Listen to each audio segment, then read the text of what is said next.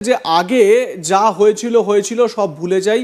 বাংলাদেশের যারা জনতা, বিশেষ করে মানে এখানে স্পেসিফিকভাবে বলতেই হবে বাংলাদেশি মুসলিম যারা রয়েছে তাদেরকেই স্পেসিফিক্যালি পাকিস্তানের তরফ থেকে এই ভিডিও বার্তায় বলা হচ্ছে ওরা আমাদের ভাই, আগে যা হয়েছে সেগুলো সব ভুলে যাব, আমরা আবার একসঙ্গে একটা সুন্দর সম্পর্ক গড়ে তুলব।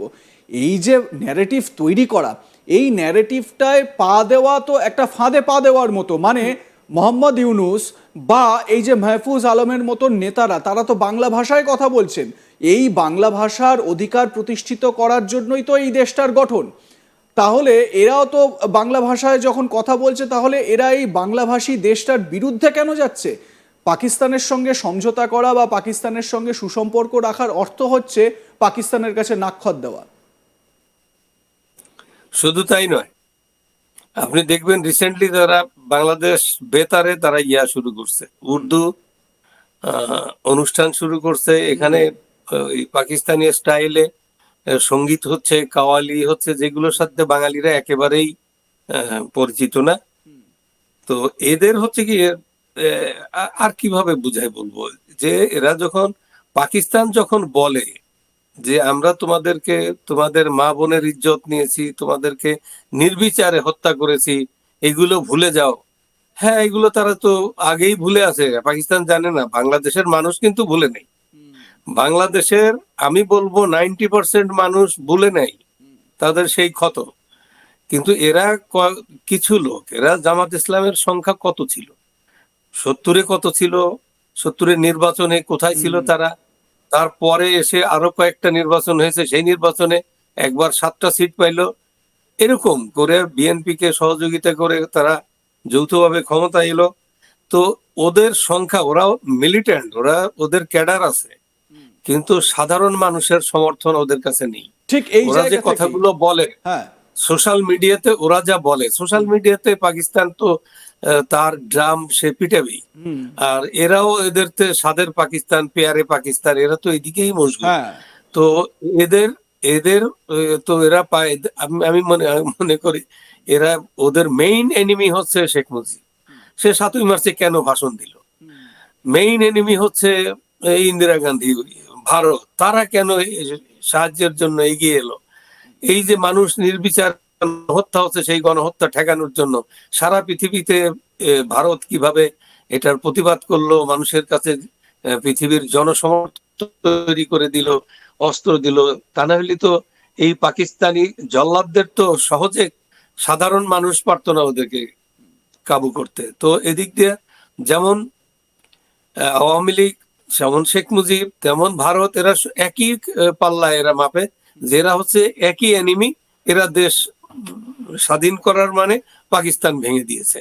তো সেদিক দিয়ে ওরা ওই একই, ওদের এই 54 বছরে ওদের মাথার ভিতরে কোনো, পৃথিবী চেঞ্জ হয়ে গেছে কিন্তু ওদের ঘিলু একটুও চেঞ্জ হয় না, ওদের ঘিলুতে কোনো কাজ করে না, একদম সিলমারা। এটার ওই স্ট্যাটিক, কোনো কোনো চেঞ্জ নাই, ওরা কোনো চেঞ্জেই বিশ্বাস করে না। তো ওরা ওরা একটা ভালো, যে ওরা বেহেশতে নেওয়ার জন্য ওরা শহীদ হবে, বেহেশতে যাবে, এজন্য জীবন দিতে, অকাতরে জীবন দিতে প্রস্তুত।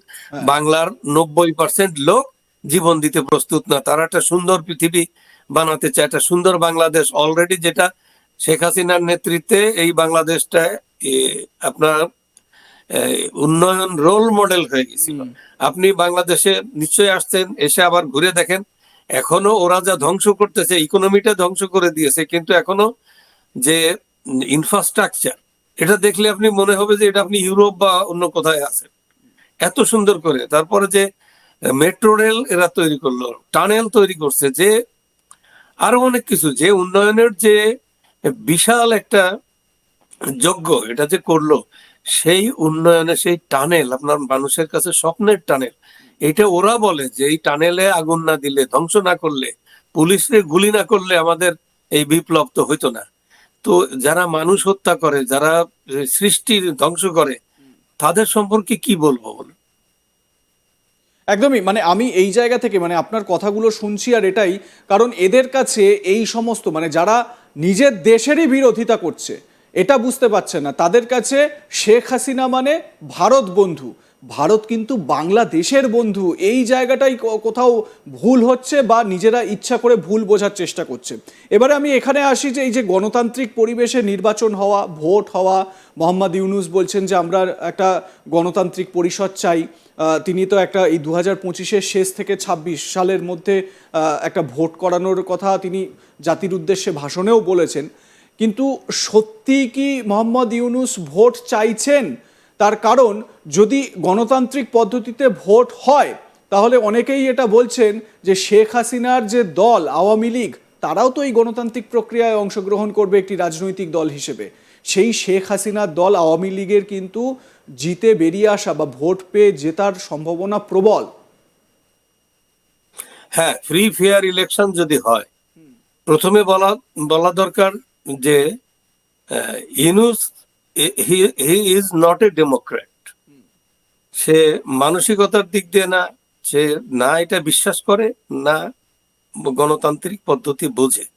সে যদি গণতন্ত্রটাকে বুঝতো তাহলে সকল পার্টি নিয়ে, তারা যখন দায়িত্ব দেওয়া হয়েছে তখন সব পার্টিগুলো দলকে নিয়ে বসে সে বলতো যে আসলে আমাকে দায়িত্ব দেওয়া হয়েছে, আমি কিভাবে চলবো, চলুন আমরা একসাথে একটা একটা ক্রেডিবল ইলেকশন করি, আমরা এই সমাজটাকে গড়ে তুলি, চলুন একসাথে আমরা করি। কিন্তু সে তার লোকজন প্রথমেই ধ্বংসলীলা শুরু করলো, ভ্যান্ডালিজম চালাইলো। যে আওয়ামী লীগ এই দেশটাকে স্বাধীন করছে, আওয়ামী লীগ এই দেশটাকে গড়ে তুলছে। শেখ হাসিনার আগে তো কেউ এ ধরনের উন্নয়ন প্রকল্প হাতে নেয় নাই, কেউ নেয়নি। এটা আমার মুখের কথা না, এটা ডকুমেন্ট, এটা বাস্তব। তো এতটুক তাদের হলো না যে ঠিক আছে শেখ হাসিনার তারা যে বিপ্লব করে ফেলছে, আচ্ছা ঠিক আছে, শেখ হাসিনা তো চাইছিল যে ওকে, তোমরা যখন এত উন্নয়ন এত কিছু করার পরে তোমরা যখন চাইছো না, তখন ঠিক আছে আমি পদত্যাগ করব, করে আমি ঠিক আছে। উনি ওই অনুষ্ঠানে, নতুন গভর্নমেন্ট হবে সেই অনুষ্ঠানেও থাকতে চাইছে, সেখান থেকে উনি চলে যাবে টঙ্গিপাড়ায়।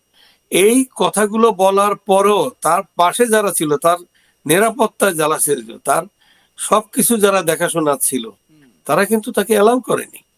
আপনি মনে করেন না যে এরা এই কয়েকজন জামাতের লোকজন এসে বাঁশিতে হুইসাল দিল আর জনগণ নেমে গেল, লক্ষ লক্ষ জনগণ, আর শেখ হাসিনা উৎখাত হয়ে গেল? No, not like that.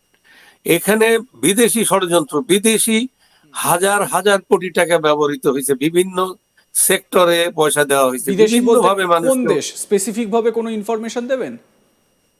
এটা এটা সবাই জানে, এটাকে এটা যারা রাজনৈতিক ভাবে সচেতন তারা সবাই জানে। তো সেই দিক দিয়ে বলার দরকার নাই। কিন্তু এই একদিনে আমি বোঝাতে চাইছি যে কয়েকটা ছেলেপেলে মিলে আন্দোলন করলো, আর শেখ হাসিনার গভর্নমেন্ট, 15 বছরের গভর্নমেন্ট উৎখাত হয়ে গেল, তার কোনো সংগঠন নাই।